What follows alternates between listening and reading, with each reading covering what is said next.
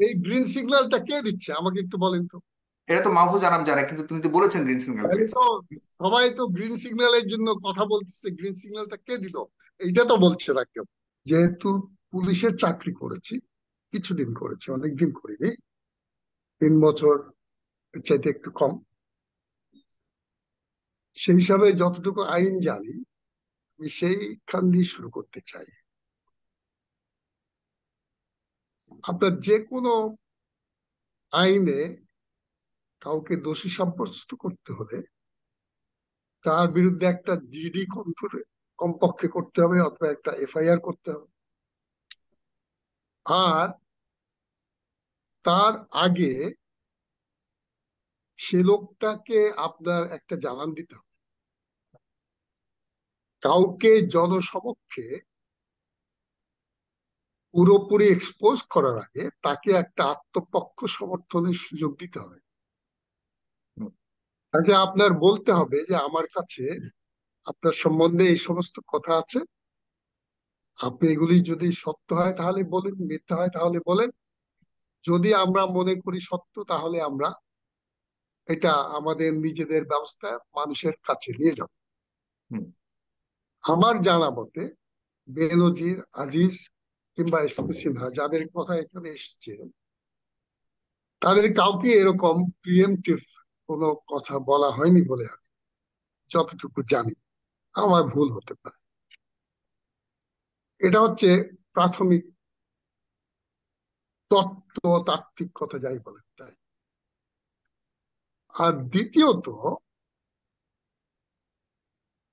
আমার দেশে এ পর্যন্ত খুব সম্ভবত 29 জন আইজিপি এসেছেন, হুম, লাস্ট আইজিপি যিনি বর্তমানে আছেন তাকে সহ।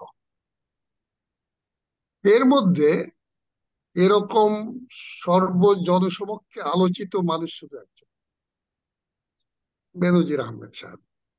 হুম, বেনজির আহমেদ সাহেবকে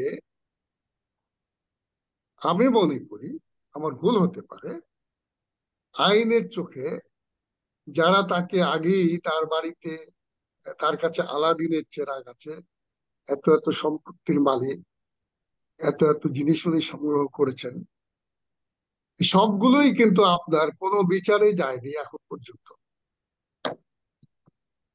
এবং বিচারে যাওয়ার প্রক্রিয়াও কিন্তু এখন পর্যন্ত শুরু হয়নি। মাত্র আপনারা তদন্তের জন্য এন্টি করাপশনের কাছে দিয়েছেন। হুম, এর আগে যে সময়টা ছিল, সেই সময়ে সে ব্যক্তিগত কাজে, ব্যক্তিগত প্রয়োজনে অবশ্যই দেশে বিদেশে যেতে পারে। এবং যদি তিনি কোনো অসৎ কর্ম করে থাকেন, আইন ভঙ্গ করে থাকেন, তাহলে পৃথিবীর যে কোনো জায়গা থেকে কিন্তু তাকে ফিরিয়ে আনার ব্যবস্থা আছে।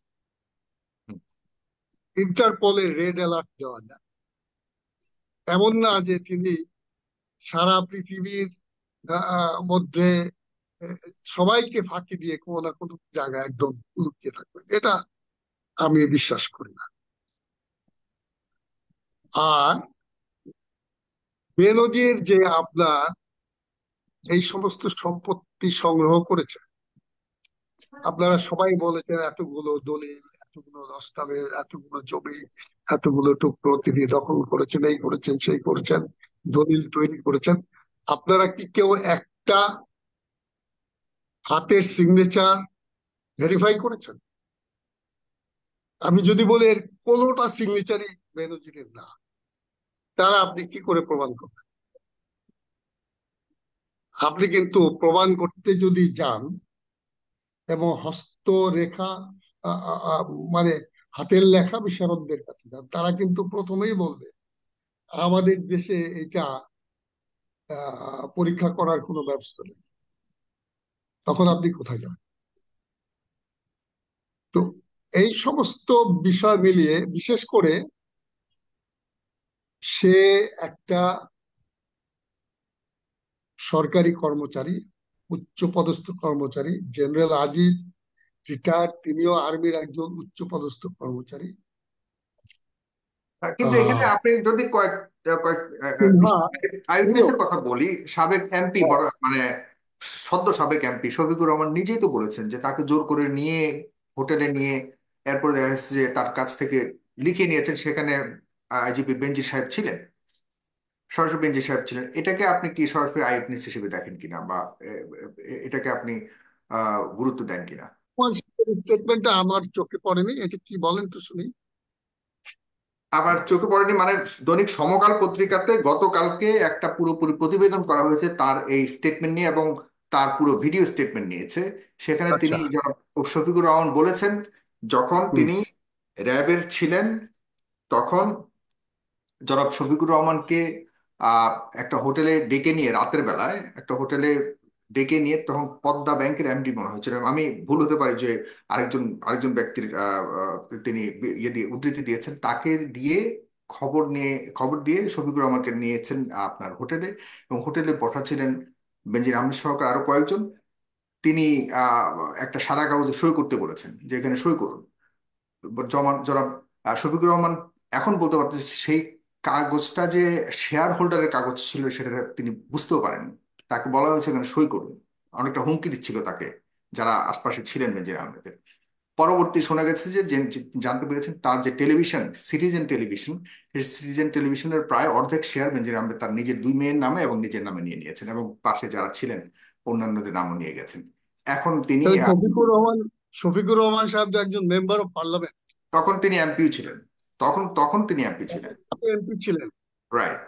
এখন তো একজন এক্স এমপি এমপি। কিন্তু এখন স্টেটমেন্ট দিচ্ছেন এটা। এবং আমি যতদূর জানি তার সঙ্গে মাননীয় প্রধানমন্ত্রী শেখ হাসিনার অত্যন্ত ভালো সম্পর্ক। অত্যন্ত ভালো সম্পর্ক, হ্যাঁ। তিনি এই ব্যাপারটা কেন থানায় জিডি করেননি বা এন্ট্রি করেননি বা কেন কেসটা শুরু করেননি বলেন তো। তাকে সেটা কি তো এখন কারো সেটা তার তো কি কারো তার কি কারো গ্রিন সিগন্যালের জন্য অপেক্ষা করতে হবে? সেই প্রশ্ন তাহলে তো এই আমি গ্রিন তাকে এখন সিগন্যালটা করতে কে পারবো না, দিচ্ছে? কিন্তু এটা এটা এটা এসছে গতকালকে তিনি স্টেটমেন্ট দিয়েছেন এবং একটা পত্রিকায় দিয়েছেন। তাহলে এখন যদি তাহলে তিনি তাহলে মিথ্যা বলে আপনি থাকেন, বলে দেন, আপনার কাছে যদি বলি উনি উনি কি মিথ্যা বলেছেন কিনা। মেম্বার অফ পার্লামেন্ট, এই কথাটা উনি বলেননি মাননীয় প্রধানমন্ত্রী অত্যন্ত কাছের লোক হয়ে, তাইলে ওনার তো এমপি হওয়ার যোগ্যতা কতটুকু আছে আমি জানি না। হুম। আমি ওনাকে অনেক বেশি আহ সাহসী লোক বলে জানতাম, উনি আমার ঘনিষ্ঠ বন্ধু। ব্যক্তিগতভাবে আমরা অনেক সময় কাটিয়েছি, অনেক কাজে বঙ্গ তাহলে বন্ধু অবশ্যই পরিষদের। আপনি আজকে ওনাকে ফোন করে জিজ্ঞাসা করবেন, কিন্তু উনি স্টেটমেন্ট দিয়েছেন, গণমাধ্যমে দিয়েছেন একদম পুরোপুরি। আমার কথা, স্টেটমেন্ট দিয়েছেন আমি এটা মানলাম, কিন্তু স্টেটমেন্ট ওনার কাছ থেকে যখন জোর করে নিয়েছে তখন তো তার সর্বাগ্রে একটা এফআইআর করা উচিত ছিল। কিন্তু করেননি উনি তিনি, তো কারণ সেই সময় আজকে যদি আমরা দেখি বাংলাদেশের প্রভাবশালী সাংবাদিক মাহফুজ আনাম তিনি নিজেই বলছেন যে তখন ভাই, এর বিরুদ্ধে আমি কথা আপনাকে বলতে একটা পারেনি, কথা বলি। এবং কিছুই প্রকাশ করেনি কারণ সাহস পাচ্ছিলাম না। এখন গ্রিন সিগন্যাল কথা বলছে। এই যে কথা বলছেন না, ওই লেভেলে গিয়ে যদি কেউ বলে এই সমস্ত কথা, এটা বিশ্বাসযোগ্য না। কিন্তু বিশ্বাসযোগ্য উনি আমি বলছি তো, একজন আমরা তো এমপি নিজে দেখছি শুনছি। কথা বলতে পারবেন না, তাইলে বাংলাদেশে সবাই তো বোবা হয়ে যেতে হবে। কিন্তু কেন এরকম হচ্ছে, ভয়ঙ্কর একটা অবস্থা কি আপনি মনে করেন না যে ভয়ঙ্কর একটা স্থিতি আছে বলেই কেউ সাহস পায়নি? এখন সরকারের পক্ষ থেকে তারপরে হয়তো ইঙ্গিত এখন দিচ্ছে, এখন গ্রিন সিগন্যাল এমপি, দিচ্ছে বলেই না না, আমি মানুষ কথা আমি বলার সুযোগ বললাম পাচ্ছে তো, এই বিষয়ে। এই গ্রিন সিগন্যালটা কে দিচ্ছে আমাকে একটু বলেন তো। এটা তো মাহফুজ আনাম জানে, কিন্তু তুমি তো বলেছেন গ্রিন সিগন্যাল তাহলে পেয়েছে। তো সবাই তো গ্রিন সিগন্যালের জন্য কথা বলতেছে, গ্রিন সিগন্যালটা কে দিল এইটা তো বলছে না কেউ। এটা তো জানবার চেষ্টা করছি আপনার কাছ থেকে এবং আলোচকদের কাছ থেকে, কে আমার দিল তো পেছে। জানা। যাই হোক, আমার মনে হচ্ছে এইগুলো আপনাদের সবার জন্য সবচেয়ে ভালো হবে, let it go into the process of law, case করতে বলেন এখন, কাল বিলম্ব না করে। যেহেতু আপনার সরাসরি এন্টি করাপশনের কাছে চলে গেছে, they should start the process of law, they should start FIR, they should start investigation, and then if they find him accusable, তাহলে ওনার বিরুদ্ধে চার্জশিট দিবেন। চার্জশিট দেওয়ার আগে তাকে অ্যারেস্ট করতে পারবেন, এর তো কোনো অসুবিধা নেই। আইন তো সব আছে, আপনার সবার কাছে হাতেই মনে আছে। হয় এবং এদিকে কোনো সরকার সফলতা? সরকার কিন্তু এখন, আগে বলেছে কিনা জানেন, কিন্তু এখন তো সরকার বলছে আইন সবার জন্য সমান, আইন সবার জন্য প্রয়োগ করা হবে। কিছু কিছু জায়গায় প্রয়োগ হয়েছে, এগুলো আপনারা এখন সরকারকে তো একটু সুযোগ দেবেন। হ্যাঁ, কিন্তু সরকার যখন করার কথা, যদি করার ইচ্ছেই থাকে, যখন করার উচিত ছিল তখন তো কিছু করেনি। আপনি বলছেন যে অ্যান্টি কারাপশন দায়িত্ব নিয়েছে, অ্যান্টি কারাপশন যখন দায়িত্ব নেওয়ার কথা ছিল বা ভূমিকা রাখবার কথা ছিল তখন তো করেনি। অ্যান্টি কারাপশন যখন শুরু করেছে তদন্ত, তখন গিয়ে দেখে ব্যাংক খালি, ব্যাংকে যে টাকা ছিল শুনুন, এর আগেই শুনে ব্যাংকের আমি সকল আপনাকে, টাকা উঠিয়ে নিয়েছে। এরপর আসুন, ব্যাংকের টাকা যখন নিয়ে গেছে, তুলে নিয়ে গেছে 100 কোটি টাকার উপরে। আমি কিন্তু আপনাকে খুব সুস্পষ্টভাবে বলছি, না একশো না, কোটি এটা টাকার এটা উপরে আপনি বলা যেটা হচ্ছে। বলেন এটা আমি কোনোটাই অস্বীকার করছি না, কিন্তু আমি বলছি it should be done through due process of law. আমি আপনাকে আমার জীবনের একটু কথা, কিন্তু ল আপনার ল যখন, বলতে আপনি মনে করেন যে, আপনি বলবেন স্যার জাস্ট, লয়ের বাহিরে, লয়ের বাহিরে তো কোনো কিছুই নাই, কিন্তু তবুও হ্যাঁ, সুও মোটো যা একটা বিষয় রয়েছে। না না, আপনি তো you cannot take law in your own hand. না না, আমি সুও মোটোকে, ল যখন আপনার হাতে না, সুমোটো, ল করতে সুমোটো হবে তখন আপনাকে। তো এই যে বললাম যে সুও মোটো এখন যে, কিছু ব্যাপার স্যাপার রয়েছে, যেমন পত্রিকায় যখন একটা খবর বের হয়, তখন কি আপনি রাইট, মনে করেন যে দুদকের সুও মোটো একটা ভূমিকা রাখবার সুযোগ ছিল? হ্যাঁ হ্যাঁ, হ্যাঁ, দুদক কেন, দুদক সুমোটো করতে পারতো, পুলিশ ইটসেলফ কুড তো ডু ইট কেউই তো সুমোটো, করলো কারণ না, কি সেটাই আপনাদের বলছি। এবং আপনাদের ব্যাংকের যারা, ব্যাংক হ্যাঁ যেসব ব্যাংক থেকে তার টাকা উঠানো হয়েছে, ব্যাংকের যে হ্যাঁ একটা ইন্টেলিজেন্স ইউনিট তো রয়েছে, হ্যাঁ, তারাও তো তারা কিছু করলো দেখুন অংশটাই, anybody could, they had all the authority. এবং আরো না। একটা কিন্তু কথা নোবডি বলি হ্যাজ ডান আপনার, নাথিং, নোবডি হ্যাজ আপনারা টেকেন একটা কথা এনি বলেছেন, অ্যাকশন। হুম। জি, আপনারা একটা কথা বলেছেন, বারে বারেই বলেছেন যে police will not take the responsibility. এইটা কিন্তু আপনাদের মনে হয়, আমার কাছে মনে হচ্ছে পুলিশ যে সেন্সে কথাটা বলেছে, এটা হচ্ছে police department takes the responsibility of a person who is working under it, এবং সে যখন ইনভেস্টিগেশনে যায়, সেই ইনভেস্টিগেশনে যদি তার কোনো বিপদ আপদ হয়, then police will take that responsibility. Hmm. কিন্তু সে যদি আপনার চুরি ডাকাতি করতে গিয়ে ধরা পড়ে, সেটা রেসপন্সিবিলিটি পুলিশ নেবে না। This is not within the law of the, হ্যাঁ, তার এটা মানে, আপনার একটা হুম, মানে, এটা আমাদের জনসাধারণের জন্য এটা একটা জানার দরকার। এবং আমি আপনাকে বলি, আমি যখন সেই অনেক কম বয়সে যখন ঢাকার এসপি ছিলাম, তখন কিন্তু এই ঢাকা শহর পুরোটাই আমার আমার আধিপত্যের আহ, কাছে ছিল, এবং সেখানে অনেক পরিত্যক্ত সহায় সম্পত্তি এখানে সেখানে পড়েছিল। এবং বঙ্গবন্ধু তখন বাংলাদেশের প্রধানমন্ত্রী, প্রেসিডেন্ট ইত্যাদি, আমরা তো কোনদিন সেগুলো স্পর্শ করতেও যাই। এবং যে কথা বলছিলাম, আমার 29 জন আইজি, তাদের মধ্যে একটা লোকই আপনার ব্ল্যাক শিপ, বাকি কারো সম্বন্ধে এই জাতীয় কোনো আপনার অ্যাকিউজিশন আপনি মনে হয় না খুঁজে পাবেন। দুই হুম। একজনের কথা আপনার ইতিমধ্যে বলেছেন।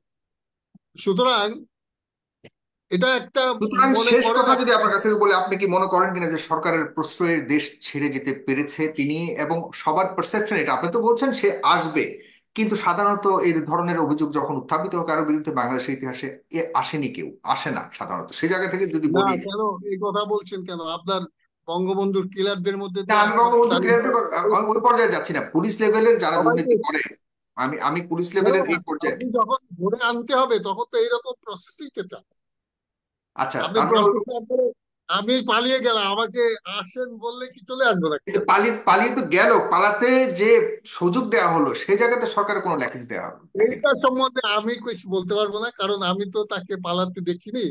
আর সজাগ সরকার যে তাকে পালার সুযোগ করে দিয়েছে, এটাও আমি জানি না, আমার মনে হয় না এটা সত্য।